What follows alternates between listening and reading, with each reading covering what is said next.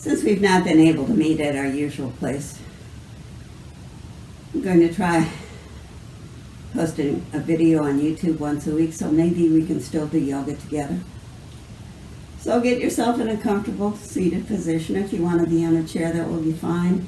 Seated on the floor, whatever works. If you have bad knees, you might want to straighten out your legs in front of you. I'm sitting in Sukhasana, Tela pose. I'm sitting on a bolster because I have some slight degeneration in my left hip. Tightness through the hamstrings also. I want to be a little bit higher so that my knees are even with my hips, not floating up in the air. And I can sit up much taller. You can be sitting on the floor on a blanket.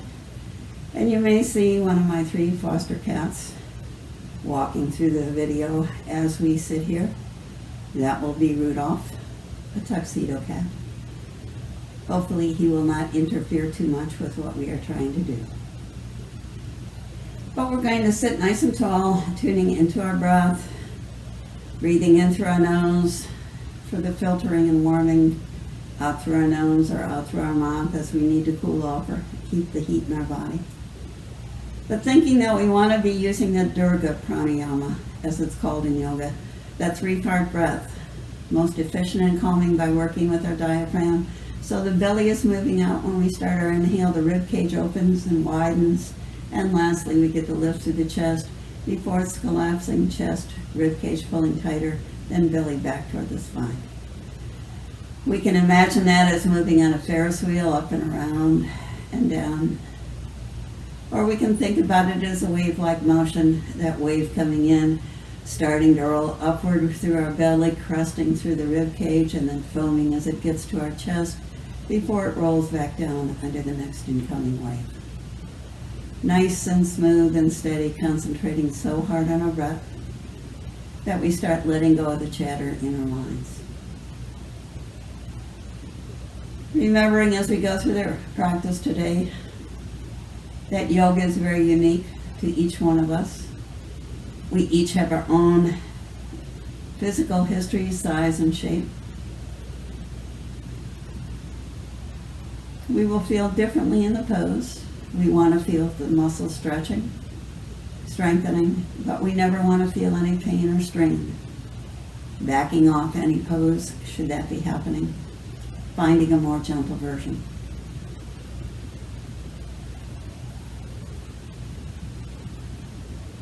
And we know that the yogic breathing helps us with our cardiopulmonary system, increasing our lung capacity and our heart health.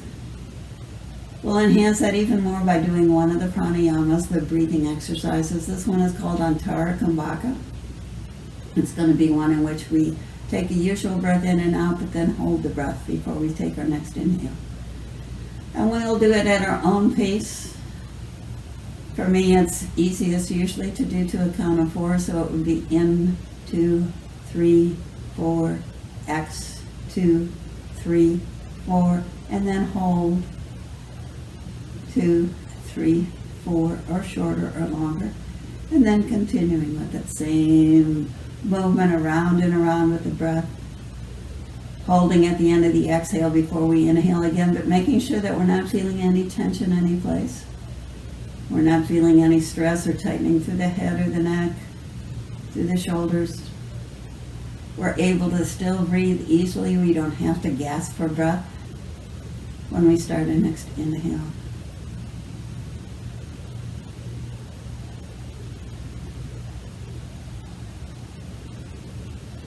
And again, concentrating so hard on the mechanics of Antara Kumbhaka that we're letting go of all our concerns and cares and worries.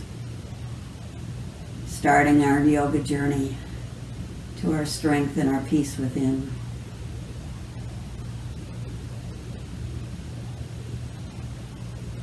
And then we start our warm-up by lifting our chin high to the sky on our inhale. When we're ready to start our exhale, we're going to drop that chin down toward our chest. Keeping the shoulders steady, stacked over our hips, slowly lifting chin high to the sky. As high as we'd like to go. As soon as we're ready to start our exhale, we'll drop our chin back down toward our chest.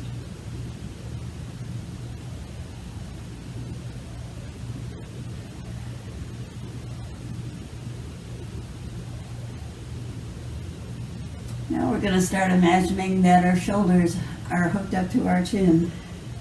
So as we lift our chin, we're going to start lifting our shoulders straight up to the sky.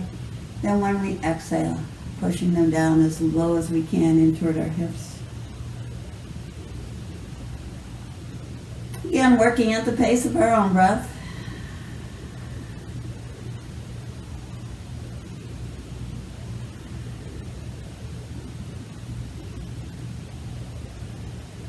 And then working a little bit more on the shoulders. We're going to bring our hands in Anjali Mudra. Following our fingers as we stretch our hands high to the sky, we're going to externally rotate our arms, abducting them to the side before we turn our palms down, bring the hands together. Palms together as we come up and start all over again. Arms out to the side, turning fingers down. And the harder we can push our palms together as we come up, the more work we're going to do on building up strength in our forearms. So we can leave them loose and relaxed, or we can really press hard as we choose.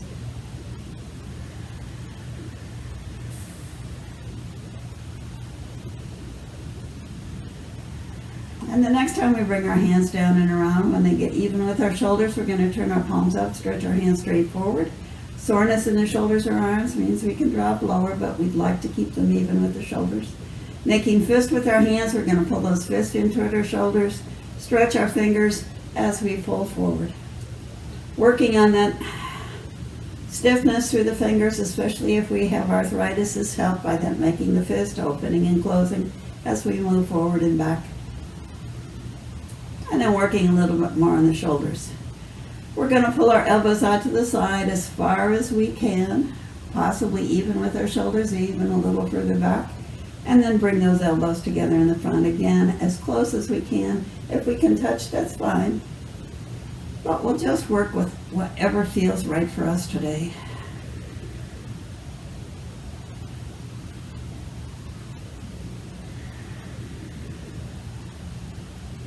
And the next time we bring our arms out to the side, we're going to make our cactus arms. We're going to work on those rotator cuff muscles by rotating the fingertips down to the floor, palms behind us, and then bring those elbows back to our starting point. Trying to keep our elbows even with our shoulders, but if we're feeling any soreness doing this, we can bring those elbows in tighter.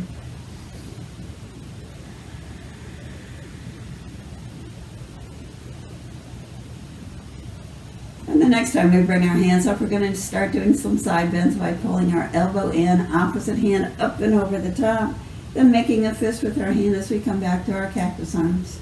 Staying on that side, elbow to side, other hand up and over the top, stretching across that rib cage, through the shoulder, and then switching to the opposite side. Opening fingers wide, making fist if we still want to work on loosening up through the joints of the fingers.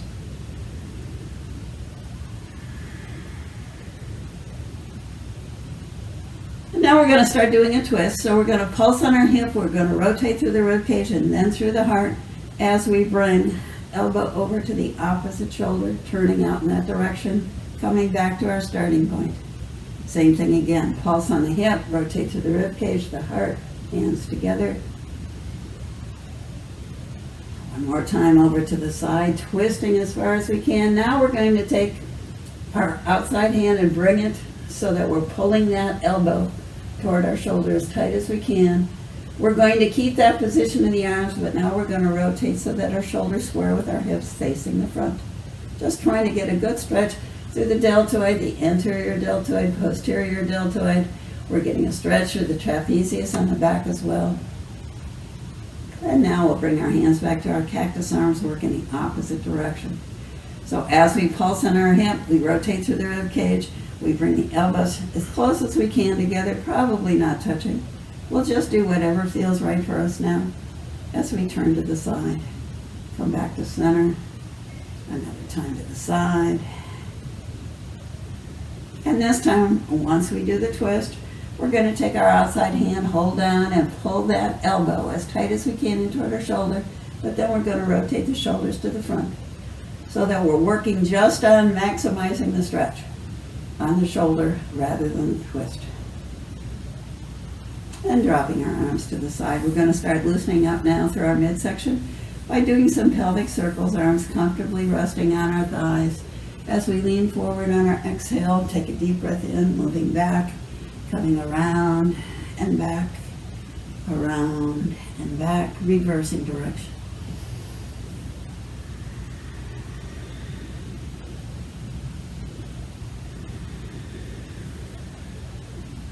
Now we're going to straighten out our legs. I'm going to turn to the side so that we can see this at a better angle. We're going to come down so that we can plant our hands flat on the floor, underneath our shoulders, our knees underneath our hips, getting our back nice and flat, and then going into our cat and cow to loosen up to the spine. So we're working for the sacral spine, pulling our belly up toward the sky, then the lumbar spine, thoracic as we lift through the rib cage, and lastly chin into chest. Sacral spine, lumbar, thoracic, cervical. Sacral, lumbar, thoracic, cervical. Just like a wave-like motion from the lowest part of the spine, regardless of which position we're coming into. Just trying to articulate each vertebra. Good exercise for anybody who has lower back pain, arthritis in the spine. And then coming back to neutral.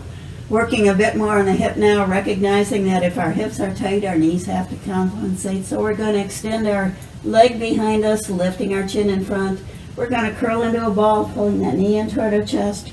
We're going to swing the leg out to the side, abducting it. Pull it behind us, dropping the foot to the floor. Then we're going to lift that leg out to the side on an external rotation before we bring it down to the floor. Switching to the opposite leg, extending, lifting chin, curling into a ball, abducting it out to the side, adducting it to the opposite side, lifting the knee out to the side, down to the floor. A couple times again on each side, flexion, then abduction, adduction, rotation, down, extension, flexion, abduction, adduction, rotation.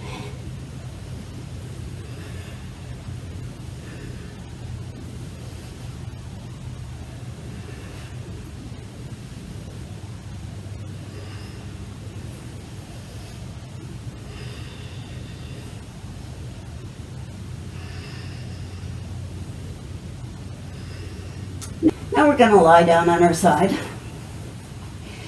and be working still on muscles of the legs, our core. We're going to drop down with support for our head. Our bottom leg can be bent or straight. We're going to start picking up the top leg. We can hold on to it, wrapping 2 fingers and a thumb around the big toe, or holding onto the foot, or just grabbing onto the back of the leg. Whatever seems best for us. As we try to really stretch hamstring and muscle, the harder we can push through the heel, the more we're going to get work being done in the lower leg as well. Slowly pulling that foot closer and closer down toward our head. And then bringing our feet together. We're going to straighten out our legs and make sure that our elbows in a straight line. We're going to lift our top foot 8 inches, 12 inches or so off the floor, and bring the bottom one up to meet. If we'd like, we can take our hand to rest on our side. We're working a little bit more on our core strengthening. Trying to lift a little higher. And then hand down to the floor. Working on building up more strength through the shoulders. We're going to bring that forearm down to the ground. We're going to bend our knees. And then we use our core strength to lift our hips off the floor, making a straight line down through the side from our shoulders down to our knees. Try not to let our hips sag.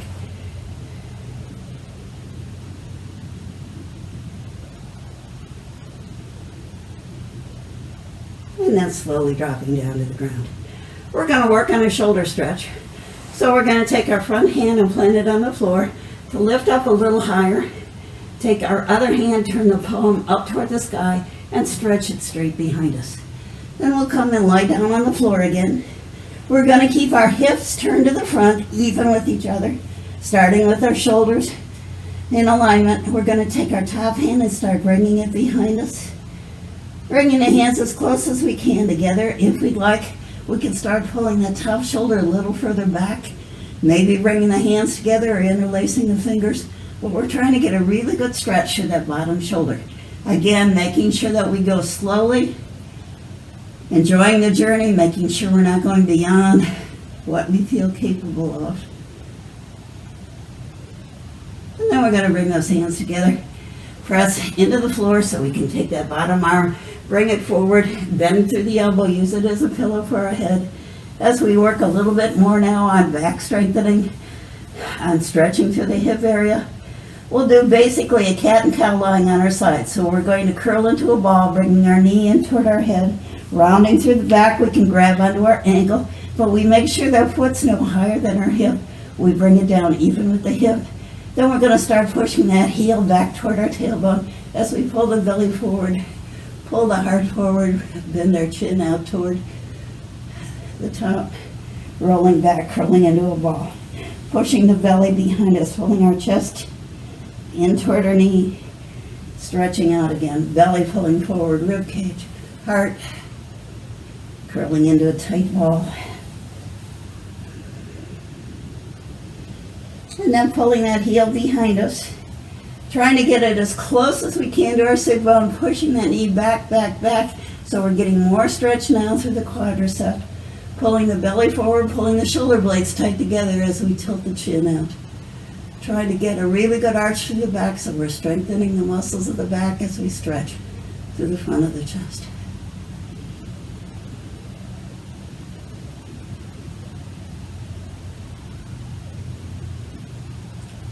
And then slowly bringing the feet together. We'll roll over on our belly and do our Sphinx. So we're going to bring our elbows underneath our shoulders, our hands flat on the floor. We're going to think about a slight internal rotation of the legs, and we're going to think about pushing the tailbone into the floor as we start stretching through the front of the chest. Thinking about zipping up from our pubic bone to our navel, to our solar plexus, to our heart, as we slowly lift up, pressing into our forearms. And then dropping down to the floor. You can roll over on your opposite side. I'm going to curl around and come in the opposite direction so we can do all of those poses on the opposite side without you having to watch my back. So again, we're going to start resting on our side, supporting our head with our hand, bottom leg bent or straight as we feel comfortable, lifting that top leg, pushing through the heel of the foot. We make sure we always keep a micro bend in the knee, that we don't lock the knee, we don't hyperextend, but we keep working. Pushing through the heel is going to help stretch through the Achilles tendon, down through the calf. But the closer we can get that foot toward our head, the more stretch we're going to get in the hamstring.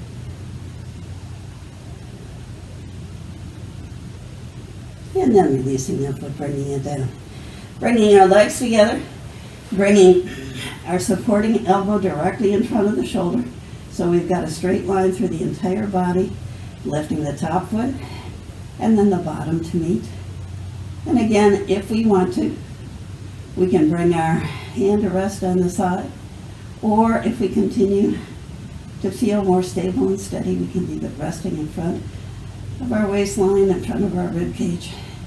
Just lifting those legs as high as we can to maximize the work being done on strengthening through the gluteus medius and minimus on the side, through the obliques. And then taking this to our forearm plank, we're going to bring our arm even with our shoulder a little bit in front so that when we start shifting our weight, we have the shoulder and the arm in alignment. We try to keep as straight of a line as we can from our knees. Our legs can be straight or we can have them bent.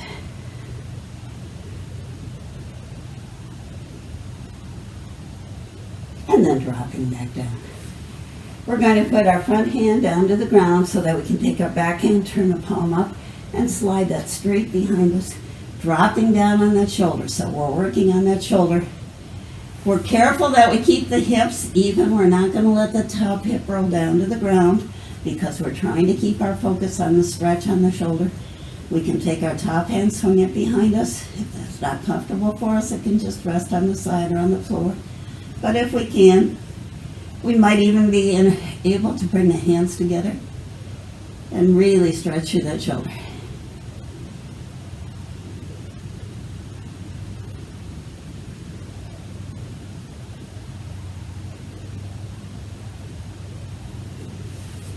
And then putting our front hand down to the ground so we can bring the other hand around for a pillow for our head, bending through the elbow if we'd like, or leaving the arm straight out. We're going to curl up so that we can bring the knees in front of our hips. And again, we can hold onto our leg if that's possible. Otherwise, we'll just bring our hand to the side. But we're going to start curling into a ball, bringing that knee as tight as we can in toward our chest, rolling our head toward our knee, and then slowly swinging that leg behind us, pulling our heel as tight as we can in toward our sit bone. Nice slow exhale as we curl into our ball. Deep breath in as we bring that leg behind us. Arching through the back, pushing the chest forward.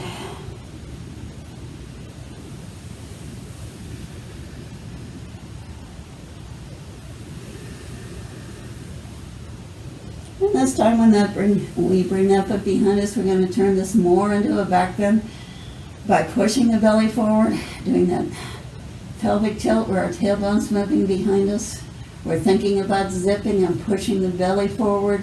We're thinking about lifting the heart up beyond our head, tilting the chin. Good stretch through the quad. The further we bring that heel back, the further we swing that knee behind our hip. And then bringing our legs together. We'll roll over on our belly again. Last time we did our Sphinx with our forearms on the floor. This time we'll go into our Cobra, so we're going to bring our hands underneath our shoulders. We're going to do the same thing we did before. We're pushing the tailbone into the ground. We've got heels slightly dropping out to the side. We're thinking first of all about pressing into our hands and stretching long, long, long through the front of the body before we energize into our hands and start lifting up. We're watching the bend in the neck, making sure we can continue to breathe evenly, deeply, slowly, before we push back into all fours. Now we're going to continue to work on muscles of the legs, stretching through the back again. So we're going to go into our half pyramid. We're going to keep our left foot behind our left knee. We're going to bring our right foot straight forward, getting in as straight as we possibly can. If we want to bend in the knee, if that feels best for us, that's okay. But we're going to think first of all about supporting our hands on the floor and doing our pelvic tilt. Tightening the abdominals, tightening the quadricep on the front leg, and bringing our body as low as we can down in toward our leg. And then slowly walking the hands further and further forward. Trying to reach as far forward as we can so that we can feel the stretch now, not only through the hamstring, but also up and down the muscles of the back, trapezius, latissimus dorsi, rhomboids, pulling those shoulder blades away from the spine, stretching.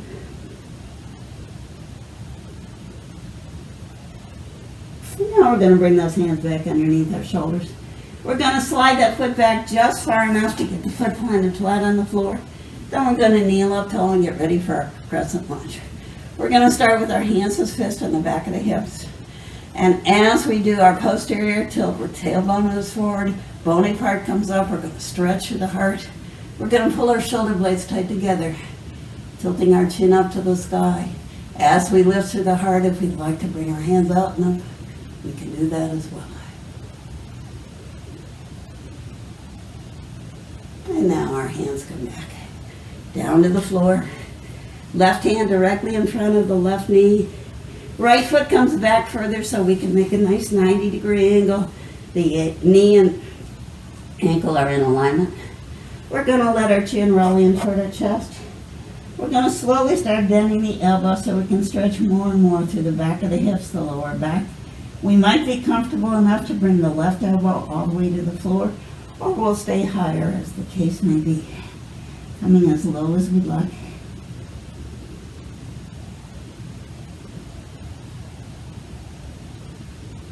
Deep breath in. Hands underneath our shoulders. And then stacking shoulders over hips. We're going to take our front hand and hold it on the inside of our legs, so as we start a twist out toward the front, we are not going to start pulling that knee along with it. It's going to stay in position. We're still keeping our back foot in alignment with the knee. And now we're going to twist through the belly, rib cage, heart, turning around, lining up our shoulders with that front leg. And then stretching more through the side.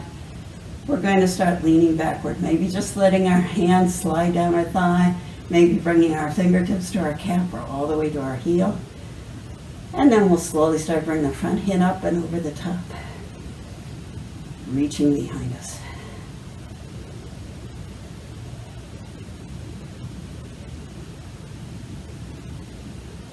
And then coming forward. We're going to keep our back knee on the ground where it is, but now we're going to rotate through that hip by picking up the foot and swinging it as far forward as we can underneath the opposite hip. We're going to make sure that we don't twist to the side, that we keep the alignment of the midline of our body on the inside of that front leg. We're going to stretch our arms wide to the sky. And then we're going to bring one hand underneath the other. Give ourselves as tight of a hug as we can as we still stay lining up with our midline toward our front leg. Then we're going to bring those elbows even with our shoulders, coming into our eagle arms. If we're tight through the shoulders, we can just lift up that front hand and just keep pulling that elbow over toward our back shoulder. Otherwise, if we'd like, we can rotate and bring either the backs of the hands together or the palms together.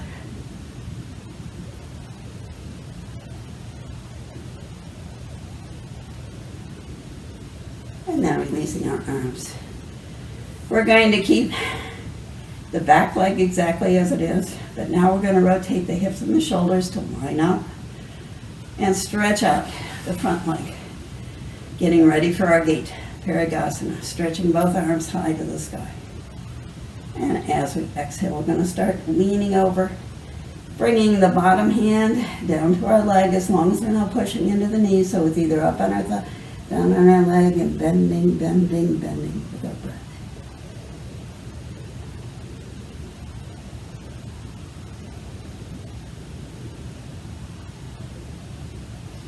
And now coming back, we're going to go into a modified side plank. So we're going to bring our front hand down to the floor, a little bit in front of the shoulder, so as we shift our weight, we're not going to lose the alignment of the hand with the shoulder. And then we're going to make our decision either to leave the back foot on the ground. Our top hand can be straight up to the sky or overhead. If we'd like a little bit more core strengthening, we can lift that back leg. Since I want to get a little more stretch in my quad, work a little more in my back, I'm going to grab the ankle and take this to a dancer variation by bringing that thigh well behind my hip, holding onto the ankle.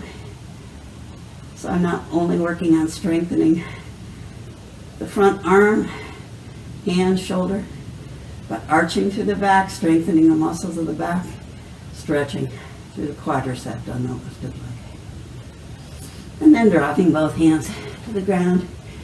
We'll come down again, and we did our Sphinx with the forearms on the ground. We did our Cobra with our arms straight. And our knees, our lower thighs on the ground. This time we can do either one of those, or if we prefer working more on the shoulders, we're going to consider coming into our up dog. I need my hands further back to get the right alignment, so I bring my thumbs closer to the bottom of my rib cage. It's the same slight internal rotation of the legs, the same pelvic tilt with the tailbone into the ground, stretching as long as I can through the front, and then lifting with the knees off the floor.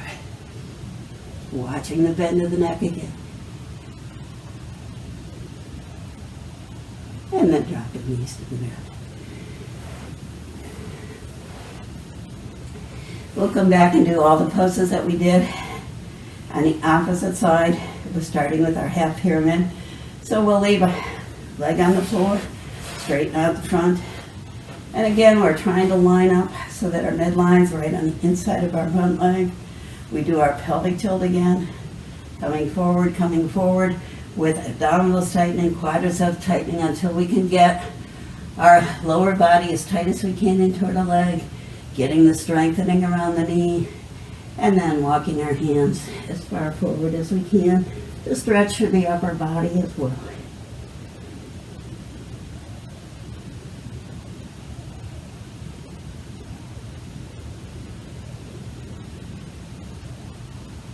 Hands coming back underneath our shoulders, pulling that foot back just far enough to get the foot flat on the floor before we kneel up tall, stacking shoulders over hips, getting ready for our crescent lunge, hands on the back of the hips, pelvic tilt, tailbone forward, iliac crest coming up, lengthening through the front of the chest, shoulder blades tight together. The further we can push forward with the hips, bringing the front knee and ankle in alignment, the more stretch we get through the quad, lifting the arms up, stretching high.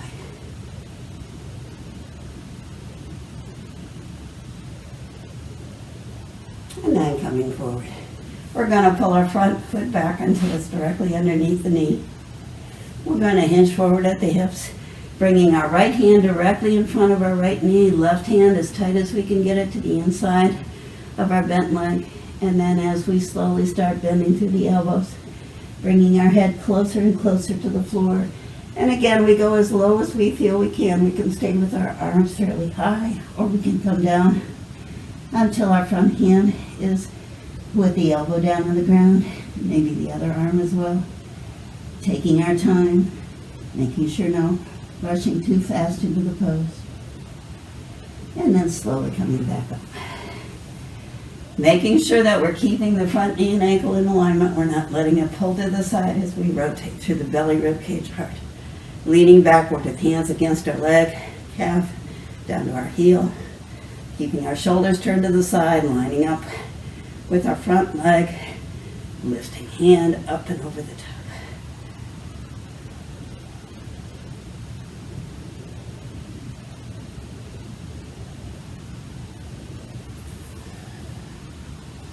And then we're going to do our horse, so we take our back foot and bring that heel as far as we can underneath our hip, externally rotated out to the side, stretching our arms wide.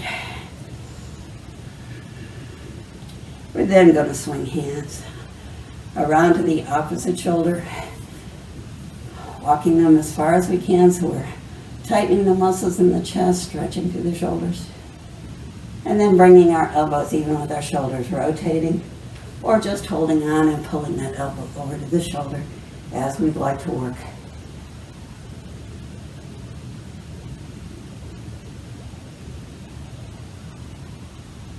And then releasing our hands.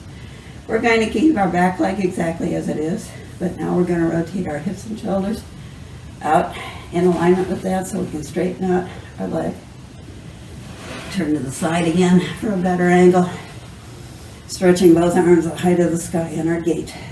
Straight line from our fingers through our shoulder, through our hip, and leaning gently out to the side, making sure we're not rotating to the shoulders, that also this top shoulder is going directly over our bottom hip. More important that we keep the shoulders in alignment than how far we can reach.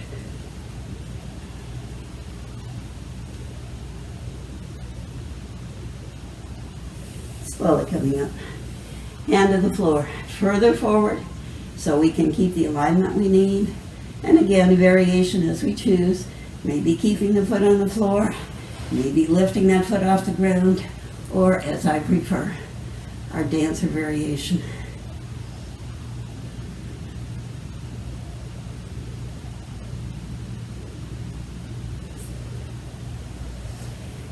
And then coming back. Getting ready to do our standing poses. So we're going to start with a down dog. Thinking that when we do so, we want our hands flat on the floor, so the middle of the fingers lining up at the middle of our shoulder. Starfish hands, probably one hand length or a little more in front of us. We think about tailbone moving up to the sky, so our belly drops, chin into chest. Turning the toes under, lifting the knees, and then driving backward as far as we can get We want to make sure we can pick up our toes. If we don't do that, our feet are too far back. And if they are, then we're going to lose the stretch we want, especially through the ankles, the lower legs, the calf muscle. So we maybe take a baby step further forward. And now we're going to take this to our one-legged Ekapada Adho Mukha Svanasana, keeping our shoulders squared. So we've got to work on that left shoulder pressing into the ground as we lift the left leg, pushing the right heel closer into the floor. We're going to take this to a plank. We can make our choice as we come down, whether or not we put both feet side by side, bring our knees to the ground, or as I prefer today, to bring my foot to my heel and come forward into a one-legged plank. Back up again. And now we're going to come forward into a lunge. I'm going to take that foot and swing it to the ground. The back foot wants to have the heel lifted.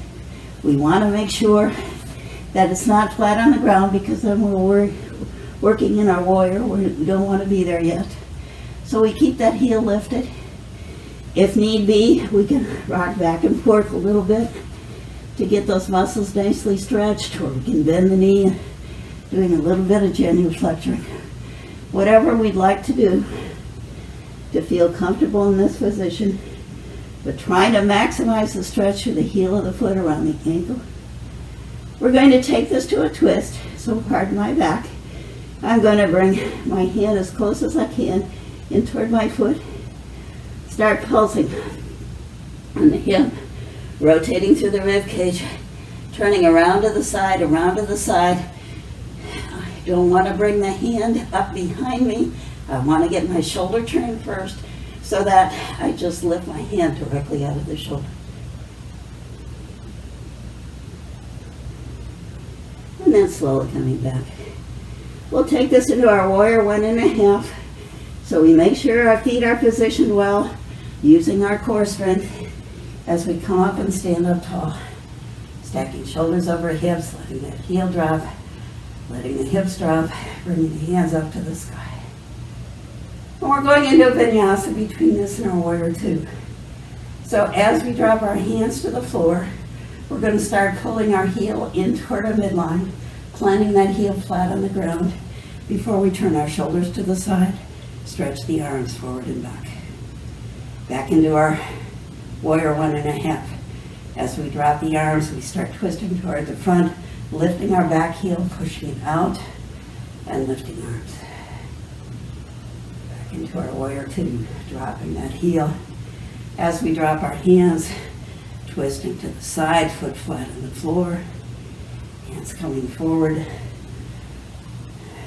lifting that heel slightly out toward the side. Hands dropping, heels dropping, rotating around again. Another time forward, holding the pose this time. So back heel is lifted, slightly internally rotated, thinking about dropping hips, dropping heel. Hands down, heel down, rotating toward the front. Maybe bringing the legs a little further apart if we choose. Arms stretching forward and back. We can look out beyond our front fingers. We're making sure that the front knee and ankle are in alignment. We should be able to pick up our toes. If we can't do that, we don't have inner and outer edges of the feet, heel, ball of the foot well planted. Now we're going to take this to a reverse warrior with a vinyasa triangle. So our back hand comes down to our thigh, front hand comes up over the top, we lean back. And then as we start standing up, we're going to straighten our front leg. We're going to take our back hand externally, rotate it. Bring that hand back behind us in extension as we bring the front hand down to the floor. Back into our reverse warrior. Nice slow inhale. And a slow, gentle exhale into our triangle. Reverse.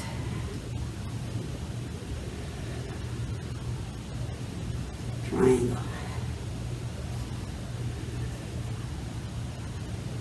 Reverse. And hold.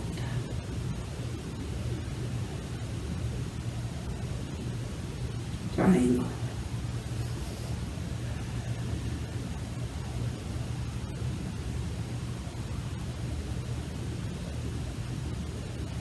And let's stretch our top hand straight up overhead. Thinking about making sure that we're not sagging into the pose. We're not bringing the head lower than our hips. We're using our core strength to keep the alignment. Making sure we're not pulling the hand behind us. That is directly in alignment with our lower shoulder, lower hand.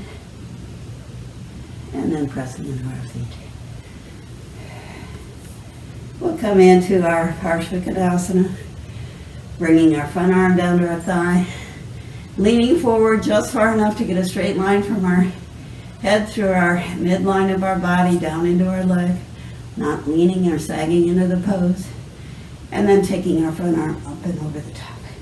Straight line now from our fingertip down through our shoulder, down through our hip, into our back foot. No limp wrist, no limp elbow. Pushing harder through the heel, harder through the fingertips. Trying to pull the shoulder away from the ribcage. And then bringing that hand down. We'll take this to our balancing half moon. So we're going to shift our weight forward. We're going to make sure the hand is further in front of us than our foot. I think back a little here. So that as we shift our weight, we'll have the appropriate balance between that hand, front foot, lifting our back heel, maybe leaving our front hand on the floor, or slowly bringing it up to the sky. Energizing into our supporting foot, flexing through the back heel, trying to bring it even with our hip, rotating through the front.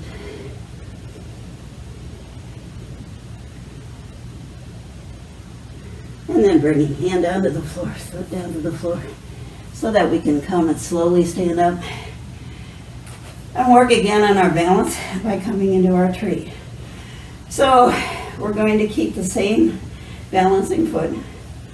We're going to externally rotate our other leg, bringing the knee as far as we can out to the side, as tight as we can underneath our hip. We can start with our hands at heart center, out to the side if we need additional balance. We square our hips and shoulders to the front. And then we're going to take our foot, bring it up so it's resting on the inside of our thigh or the inside of our calf, but not pushing it all against the knee. And then if we'd like, stretching the branches of the tree high to the sky.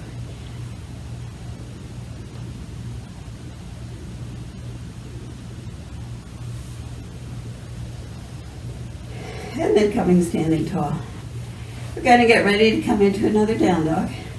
So we're going to start by doing our forward fold, our hip hinge, Uttanasana. So the tailbone goes behind us, bony part comes forward. We think first of all about tightening quads, abdominals, getting ourselves as low as we can. If we'd like to, we can nod our head yes, shake our head no. You might want to do a little bit of bending and straightening the legs. Whatever we need to do to loosen up, maybe swing side by side, so that we can plant our hands flat on the floor and step back into our down dog.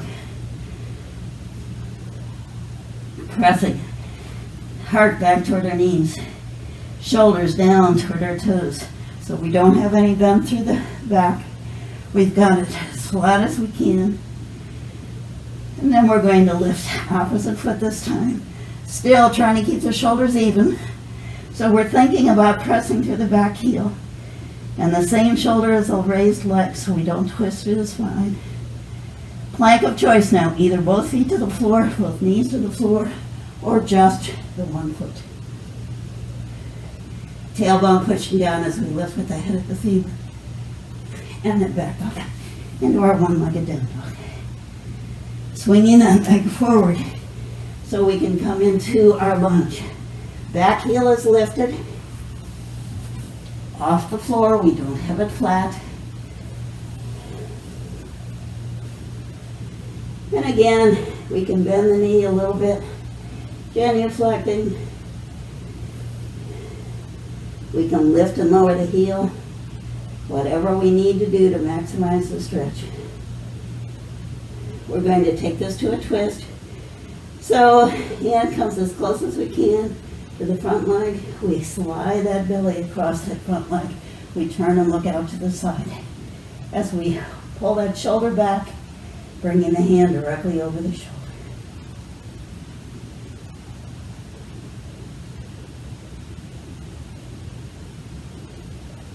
Hands down to the floor. And getting ready to come up in our warrior 1.5. We're going to slowly stack shoulders over hips. Dropping through the hips and the heels as we stretch arms up. And then rotating between us in our warrior 2. As we drop our hands, our foot twist, heel coming back toward the midline, foot flat on the floor, rotating hips and shoulders to the front. Back into our warrior 1.5. Hands down, heel down, twisting to the side. Back again into our warrior 1.5. Heel down, hands down, as we come into our warrior 2. Into our warrior 1.5 and holding.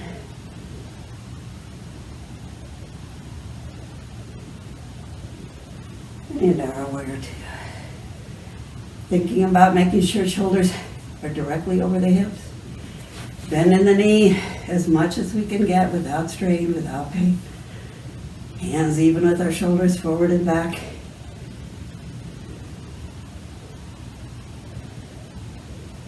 And then our reverse warrior to our modified triangle.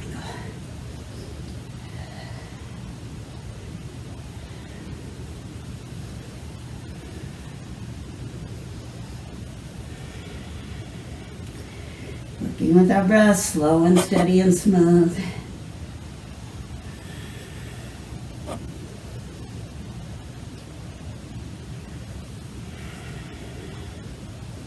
Externally rotating, extending the arm. Holding now. Working backward, pulling the shoulder away from the rib cage. The rib cage away from the hip. Stretching through the front side. Standing tall. Stretching that leg back. Pushing the hips back as far as we can. Bringing our head even with our hips. Front hand can be resting in front of our foot or behind. We can start with the external rotation again of our hand, making sure we're not collapsing into the pose. If need be, our hand can be resting on our leg. And then we'll swing that hand straight up to the sky.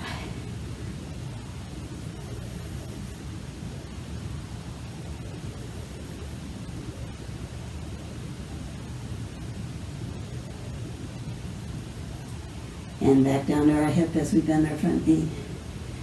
Bringing our forearm to rest on our thigh. Creating a straight line from our shoulder down through our hip to our leg so we're not sagging in to our front leg. And then swinging that arm up and over the top. As tall as we can get, as straight as we can get.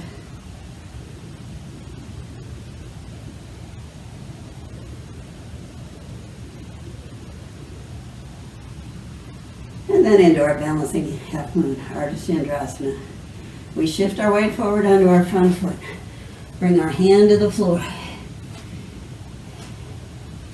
When we're ready, we start lifting that foot. If we don't feel well balanced between our front hand and our foot, we're going to drop down and adjust. Once we get that foot lifted, stretching the top hand up to the sky.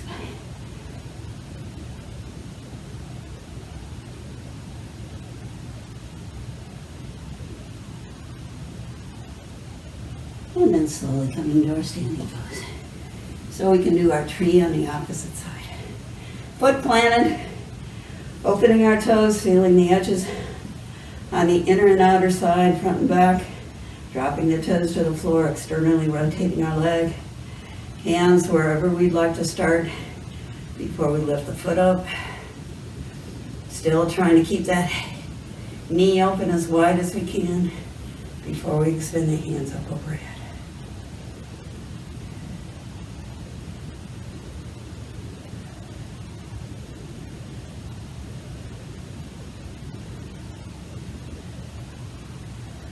And then coming down and around. And getting ready to come down to the floor. We're going to hinge forward again. Coming back into another down dog, some hands on the floor. Stepping our feet back so we can make that inverted V. Try to get that back as flat as we can by pushing our shoulders back toward our toes. Coming forward into another plank, both feet on the ground. Not having the hips lifted by pushing down with the head of the femur. Reaching up toward the tailbone. Shoulder blades tight together. Retracting in toward our spine, down toward our waistline. Dropping down. We're going to come down, plant our elbows down on the ground, start lying on the floor. And deciding whether or not we want to keep the knees down or lift them as we come into a forearm plank. It's going to be a lot of core work, a lot of work through the shoulders and the arms, so we'll see what needs to be done, whether the knees stay down or up. If we can, we use our core strength, pressing into our elbows, lifting hips off the ground, toes turned under, knees lifted if we'd like. But again, it's just like our other plank, hips are not up. We're pushing down with the tailbone as we lift with the head of the femur. We're still retracting. Shoulder blades in toward our spine. And then we're going to drop the knees. We're going to keep our fingertips interlaced, our elbows bent. We're going to come up to all fours and pull our knees further forward so we can get ready to go into our dolphin. We're going to let our head dangle in the triangle between our arms. We're going to do just as we do in a down dog. We're going to let our tailbone come out to the sky, our chin roll in toward our chest, turn our toes under, lift the knees, and then if we can, walk our feet further forward.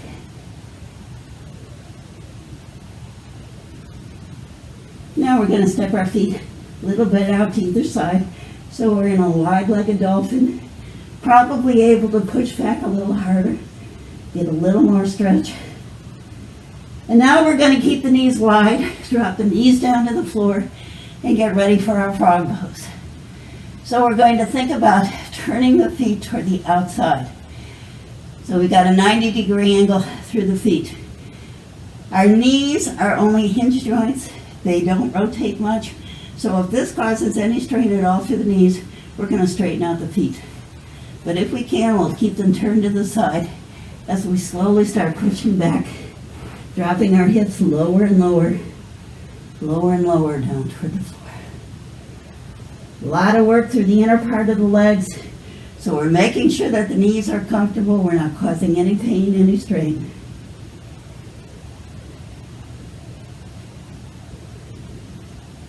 And then deep breath in, slowly sitting up. We're going into a seated pose. I prefer Vajrasana today, so I'm going to stay where I was and just push back until I can drop my hips on top of my heels. This is a lot of work through the knees, good stretch through the quad, also a really good stretch through the front of the ankles. But if this is not a comfortable position, then we can either bring our knees together, sit in our thunderbolt, swing our legs around to the front, sit in our Dandasana, or our Sukhasana if we want to go into our table pose again. But as I said, my preferred pose for this time is to be sitting with my legs wide to maximize the stretch through the inner thighs. We're going to think about doing another side bend to stretch the muscles on the side, taking hand to the floor, other hand high to the sky, and as we slowly lean out, pushing that supporting hand further and further away, maybe dropping that elbow closer to the floor, but always making sure we're not twisting through the shoulders. that the top shoulder is directly over the bottom shoulder. Deep breath in as we come up and switch to the opposite side. Hand to the floor, lifting up and over, leaning out to the side. And again, if we want to drop down to the elbow, we can. But we go slowly. We make sure that we're feeling a comfortable bit of movement for each part that we come down. Never strain, never pain. Deep breath in as we come up. Bringing our hands behind us, we're going to take this to a back bend. So we're going to think about pushing the belly forward, arching to the back, tilting the head back if we're not held, hitting the wall, pulling the shoulder blades in toward our spine, down toward our waistline. Really getting a good stretch for the inner thigh, the quads, and then slowly dropping the hips back down. We're going to take this to a twist. So we make the same movement we always do, pulsing through the hip, then we rotate through the rib cage, rotate through the heart. If we can, we'd like to bring our shoulders so far around that we can bring our hand between our feet in the back, but only if that's a comfortable stretch. We can bring our other hand to the outside of our leg to help give us a little bit more of a twist. If we're feeling any tension in our neck, we can consider dropping our front ear out toward our front shoulder, getting a little stretch through the side of the neck. And then we'll turn to the opposite side. And again, if we want to drop ear to shoulder in the front, we can do that. Or a little variation to the stretch through the neck. And then rotating to the front. We'll take this to a forward fold. So we're going to drop down, slowly bringing the belly down in toward our legs, and rocking the hands further and further forward as we do. Trying to keep the hips just as low. We're not picking up the hips as we come forward. We're going to press into our hands and really try and keep those hips low to the ground as we feel that stretch up and down the spine, into the shoulders, the lower back, and then walking the hands back. We're going to drop into pinwheel legs. So for me, it's easiest to put the weight on my hands and just swing both my feet over toward the side, dropping my hip down to the ground. That might not have been the way you had to go, depending upon what position you had. So if you were in Dandasana or Sukhasana, it's bending both knees, pointing your feet out toward the side. We're going to sit up nice and tall, making sure that our spine is not twisted, that our left sit bone is down on the ground. We'll go into our rocking horse to make sure we can feel both those sit bones. Leaning forward toward our front leg, lifting that back foot if we can. And then toward the front, back and forth.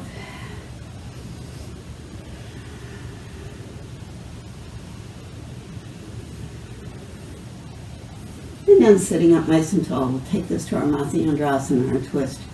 So we're going to start pulsing on this back hip, rotating through belly, rib cage, heart, turning out to the side, bringing that hand as far as we can toward a midline in the back, making sure that we don't have to pull the shoulders backward.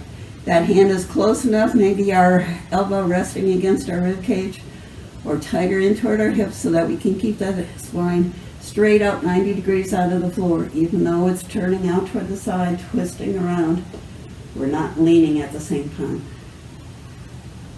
Now we're going to take this to our wheel of life. So we're going to hinge forward till we can get our front hand down on the ground. Depending upon how much work we want to put into this back shoulder, we're either going to take our forearm and bring it down to the floor, or we're going to keep that hand flat on the floor and stretch that hand straight behind us as we start stretching. Front hand out. Leaning forward as far as we can. We might want to take that back foot and push it back a little bit farther, getting a little more space between the feet.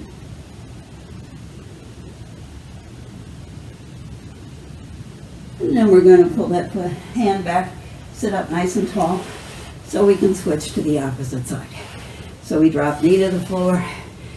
If this doesn't feel comfortable, if we can't get that back sit bone down on the ground, we're going to consider overlapping the legs, or maybe even taking the back foot flat on the ground with the knee up toward the sky. We'll do whatever we need to make sure we feel comfortable. Sitting up nice and tall, both sit bones on the ground, rocking forward and back. And again, if we don't lift that foot off the floor, we're just rocking sit bone to sit bone. That'll work as well. But if we can, we'll actually get a lift. And now into our Matsyasana. So we're going to rotate up to the side. Trying again to get that back shoulder blade pulling in toward our spine so that we don't let that back shoulder collapse forward. And then into our variation of Wheel of Life. Right hand's going to be down on the floor, stretching as far forward, but the back hand can either have the elbow bent to rest our head, or we can stretch that hand straight behind us as we move.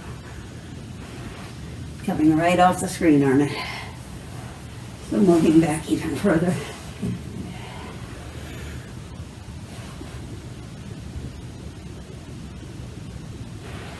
And sitting up nice and tall. We're going to straighten out both our legs as we get ready to come into our forward fold. So we think about continuing to press through the heels so that we are maximizing the stretch still through the calf, the ankles. We're going to start with our hands resting flat on the floor, and we think again about that pelvic tilt. Our first point is tightening abs, tightening quads, and trying to get our belly as low as we can into our legs. And then moving our hands a little further forward, trying to drop even lower before we start walking our hands either along the tops of our legs, the outside of the feet, on our mat, whatever we'd like. We can end up with our hands wherever it's appropriate, maybe holding onto the toes or reaching the sides of the feet.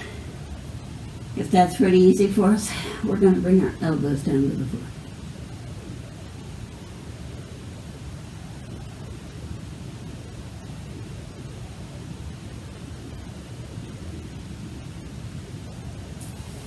And slowly sitting up, working a little bit more on shoulders. We're going to go into our tabletop. So we're going to plant our hands on either side of our hips. We're going to plant our feet flat on the floor. And as we press into our feet, press into our hands, we're going to start lifting those hips. So this is all about tightening the muscles on the back, getting those hips as high as we can. If our arms are feeling comfortable, we're going to drop down and adjust to the position. But if it's possible for us to do so, we're going to pick up our leg, externally rotated, and let it rest on the opposite leg. Still thinking about pushing the hips by tightening those glutes, tightening the hamstring. And then we'll slowly drop down to the floor. And once we get into a seated pose, we're going to leave our legs as they are in our half lotus. We're going to take our front hand and put it between our legs. Our other hand's going to hold on as we go into our half boat, eye of the needle variation together. So we think about continuously pulling shoulder blades in toward each other, down toward our spine, keeping that back flat as we lean back and pick up our front leg. We keep that front leg externally rotated and keep pulling our belly closer and closer in toward the far leg.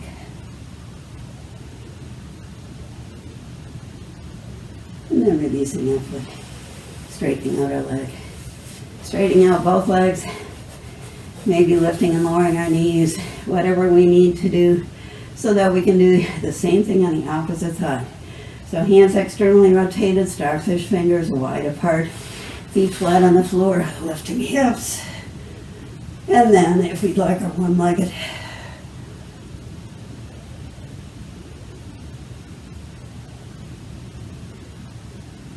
Dropping hips. Back hand between our legs, front hand around, shoulder blades pulling in, down, retraction, depression, lifting the front leg, pulling as tight as we can, belly closer and closer into the front leg. Trying to stretch that piriformis, tensor fasciae lata that hooks up to our IT band.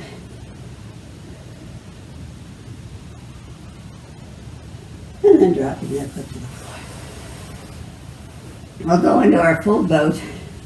Very often we do this with our feet flat on the floor, arms out to either side, or holding into the backs of our thighs. If we can do so today, we can hold onto our toes, wrapping 2 fingers and a thumb around the big toe, or holding onto the backs of the thighs. Shoulder blades retracted and depressed so we don't round through the back Lifting those legs straight up to the sky.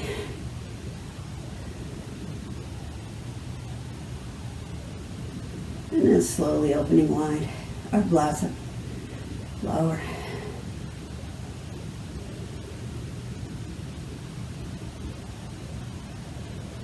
And then pulling our soles of our feet together, grabbing onto our ankles as we come into our balancing butterfly. We'll drop our feet to the floor, roll down on our back, but keeping the knees open. So as we come down, we'll be in our butterfly pose. And we're going to take this to our dead bug, Ananda Balasana. So we're going to keep our knees just as wide as they are. We're just going to take our front foot, slide it underneath our knees so the foot's flat on the floor. Do the same thing with the back. Feet outside our hips now. We're going to take our index finger behind our knees, our thumbs to the outside of the leg as we pull our knees as tight as we can down to the floor, in toward our armpits. We're trying to get our elbows down to the ground, our shoulders down to the ground, feel the back waistline pressing into the floor. We're just going to lift our feet directly over our hips so that we have our soles of our feet parallel to the sky, as if we were going to walk on the ceiling. And if we'd like, we can take 2 fingers and thumb around the big toe, pulling down even harder, stretching more through the hamstrings, or holding onto the outside of the feet. Watching the bend in the neck, making sure it's gentle.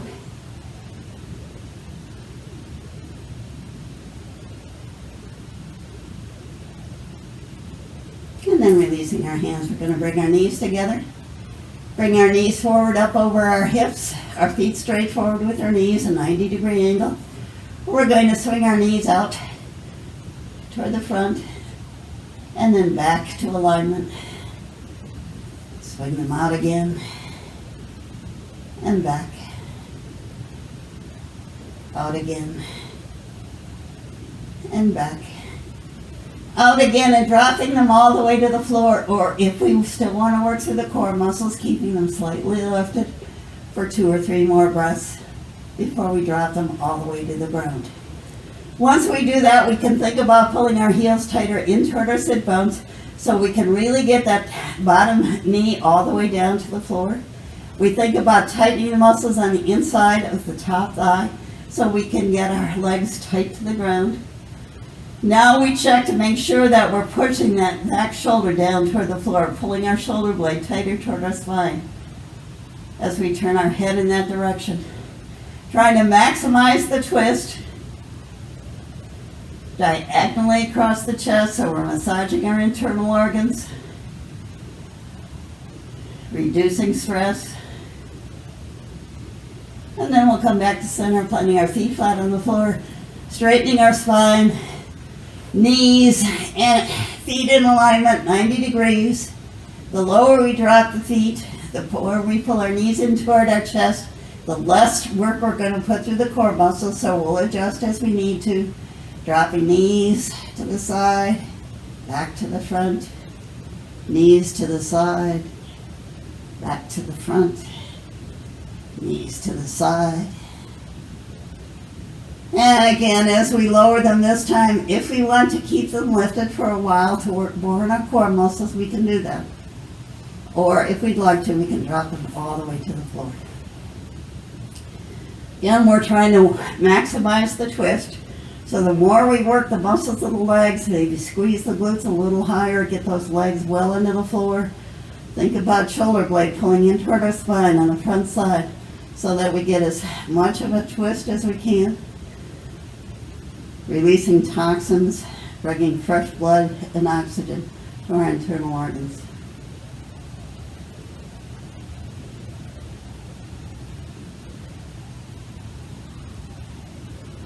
And then slowly bringing the knees back up. We've done all the work, now we can get ready for our final relaxation. If we would like, we can come into our corpse pose with our legs straight in front of us. We can keep the knees bent, planting our feet flat on the floor, Come into a fetal position on the side.